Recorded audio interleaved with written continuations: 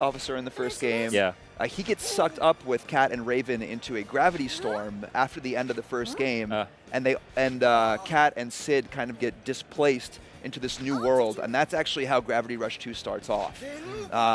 So that's the beginning of the game, and then eventually you make your way back to this new area, Jurga Paralau, and back to Hexaville.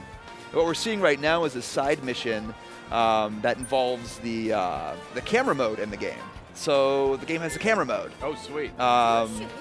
This guy asked you to take pictures of beautiful women, so you're actually going around asking these women if you can take a picture. And they're like, no. You can see a lot of them aren't too sold in on it. Oh, there we go. There we go. We have someone. So. Photo mode. Yep, hit R1, take a picture.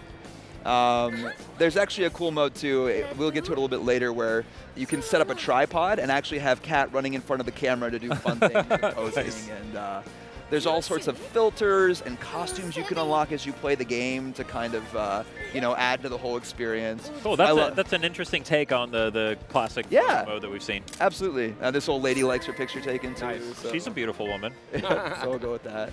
Here's an example of one of the costumes in the game. Oh, cool. And these are actually photo items that you'll get and unlock. May or may not be some DLC items coming for photo mode as well. That's awesome. You can place toilets. I would put just like 50 toilets there. Yeah. Yep. Well, you can. It's up to you. You can pose and take pictures. Oh, that's so cool. That's like a really interesting photo mode. Yeah. This is actually really exciting to me because I love to take pictures. Well, Toyama-san is awesome at photography too, and when they did a ton of research for this, they were taking pictures of all sorts of locales. So this area, Jurga Paralau, is based off of South American trip that they had, and just lots of different architecture from that area. So cool. He's big into photography, and I think it really shines if you see this. Cool. Now we're checking out this looks like a time trial. Yes, this is a timed race. Yeah. And he's using the lunar mode and the gravity slide here to make up some time. Yeah, I remember using that gravity slide extensively in the time trials in the first game. Yep. It looks like you can kind of augment that a little bit with the different styles. Well, so this is a freestyle one. There are ones that require you to do the slide. So we have all sorts. Okay. So kind of cut a little around here a little bit. This is one of our new areas in the game. This is like the upper high class area.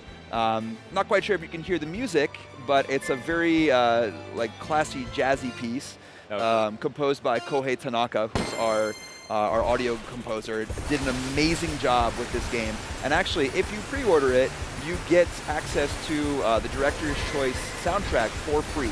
Oh, nice. So there's like 12 tracks in there, 10 to 12 tracks. They're gorgeous, and the music in the game is like some of the best parts. So. Yeah, this is a really cool looking place, cool environment. It's different than the stuff that we've seen so far. How many other different types of places do you think? Oh, there's dozens. Oh, really? Yeah, and you will go back to areas in the first game.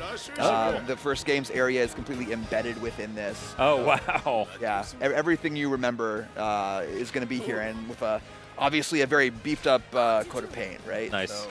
Yeah, it looks just amazing running on PS4. Yep. The first game was built originally for Vita, and then later came out on PS4 Remastered. Yep. And it looked really good. But this game being built from the ground up for PS4 just looks stunning. Yep. And always worth calling out, I think, the sort of art style. Yes. It has kind of a European, I think like a French overtone. Yep.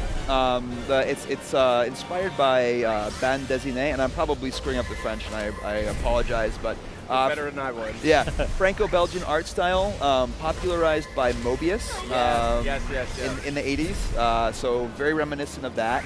Right now, we were actually doing a side mission where Cat is delivering newspapers to people. So she's using the stasis power to throw newspapers at all of these targets who are people looking for their morning edition. A really interesting take on the classic Paperboy formula. Yeah, absolutely.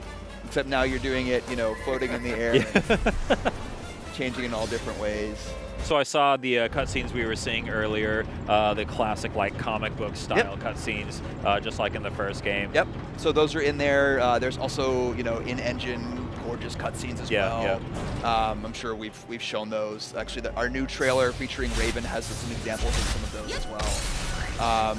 This is actually one of our mining sections. So when Kat starts off the game, she's in a mining settlement called the Bonga Settlement.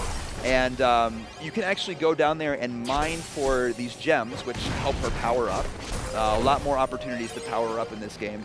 But it kind of takes on a little bit of like a Chalice dungeon feel to it, where there's some exclusive bosses down there and items you can get. You can even see where other people have fallen and kind of died in that area. Yep. And pick up items that they've dropped as well. Fascinating. So, yeah, there's some really cool asynchronous multiplayer the facets to menu. the game. Just once again, I have to call out how beautiful these menus, just the pause menu and the inventory screen and the level up menu. Thank you. You're such a sucker for stylish menus. I'm a nerd for like UI and stuff. Persona 5 is another favorite of yours, I know. Yep, for the same reasons. That's another good looking one. And animation, right? And actually, we've teamed up with Studio Kara, who do the Evangelion movies. Oh, yeah. To produce a really cool Gravity Rush anime. Oh, really? That's going to be hitting soon.